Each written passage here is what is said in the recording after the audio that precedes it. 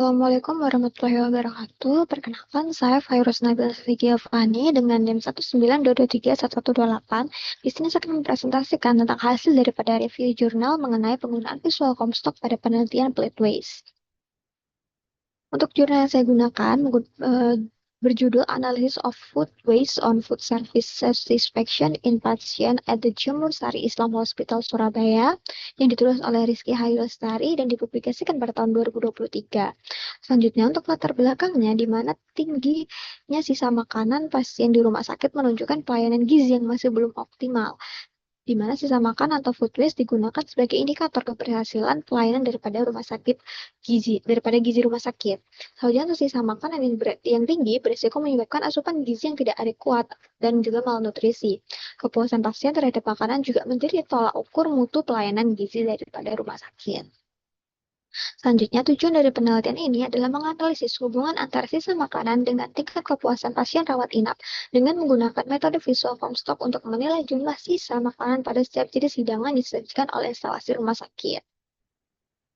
Dan untuk metode yang digunakan, menggunakan desain cross-sectional dengan analisis deskriptif, menggunakan sampel 30 pasien rawat inap diambil dengan cluster random sampling. Selanjutnya untuk instrumen yang digunakan, menggunakan lembar observasi sisa makanan atau food waste observation form, di mana isi form tersebut meliputi identitas pasien, termasuk kode dan juga ruangan, subjek jenis hidangan seperti makanan pokok, lauk hewani, lauk nabati, sayur, dan juga buah, kolom penilaian sisa seperti 0%, 25%, 50%, 75%, dan juga 100% untuk menilai secara visual sisa daripada makanan yang setelah dikonsumsi oleh pasien. Soalnya ada kolom catatan tambahan, misalnya untuk keterangan pasien yang tidak makan karena mual atau sedang puasa. Selanjutnya adalah prosedur pelaksanaan. Yang pertama adalah memilih responden, di mana di sini memilih pasien rawat inap yang menerima makanan oral atau tidak sedang melakukan puasa atau menggunakan NGT.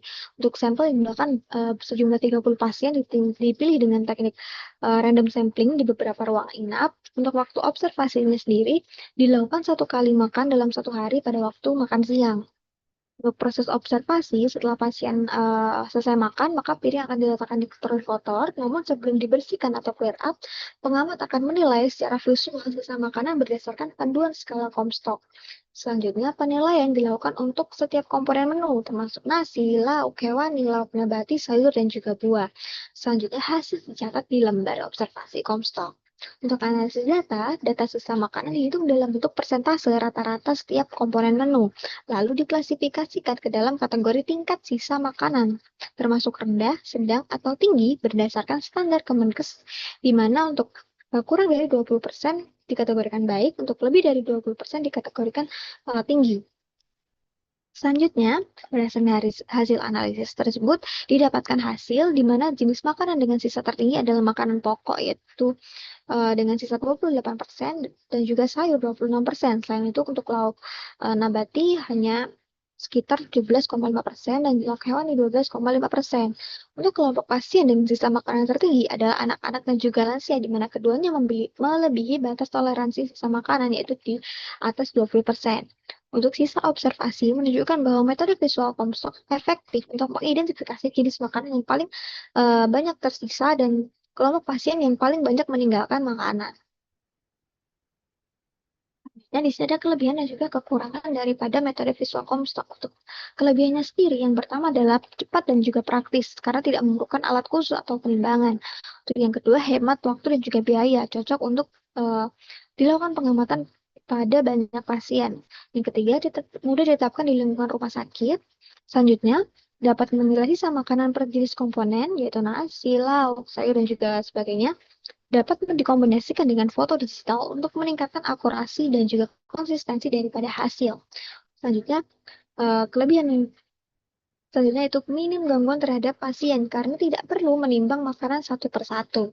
Untuk kekurangannya sendiri, yang pertama subjektif, di mana hasil tergantung pada ketelitian dan juga pengalaman daripada si pengamat. Selanjutnya yang kedua, kurang akurat bila makanannya tercampur, misalkan tercampur oleh bumbu atau tercampur oleh komponen dari makanan yang lain. Soalnya yang ketiga, sulit membedakan porsi kecil dan juga besar bila ukuran awal makanan tidak seragam.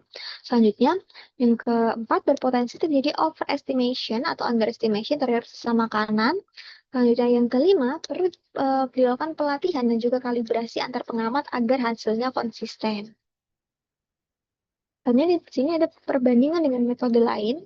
Dalam penelitian Plate Waste Study Among Hospitalist Patient Receiving Texture Modified Diet yang dilakukan oleh Razali et al. Pada tahun 2021 dilakukan perbandingan antara dua metode pengukuran sisa makanan, yaitu menggunakan whiting method dan juga visual estimation.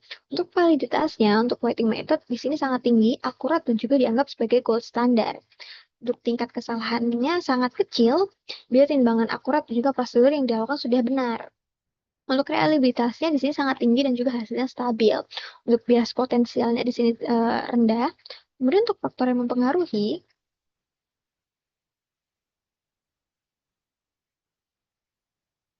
kemudian untuk faktor yang mempengaruhi yaitu seperti ketepatan alat atau juga waktu penimbangan. Untuk visual estimation, untuk validasinya sangat baik dan di sini juga dinilai valid untuk alternatif penilaian daripada menggunakan weighting method karena untuk weighting method sendiri harus dilakukan penimbangan. Untuk reliabilitasnya di sini cukup tinggi bila si pengamat itu sudah terlatih. Untuk bias potensialnya ini bisa terjadi over atau underestimasi daripada visual dari sisa makanan. Untuk faktor yang mempengaruhi yaitu pelatihan dari si pengamat, standar posisi kondisi makanan. Baik, sekian presentasi dari saya. Wassalamualaikum warahmatullahi wabarakatuh.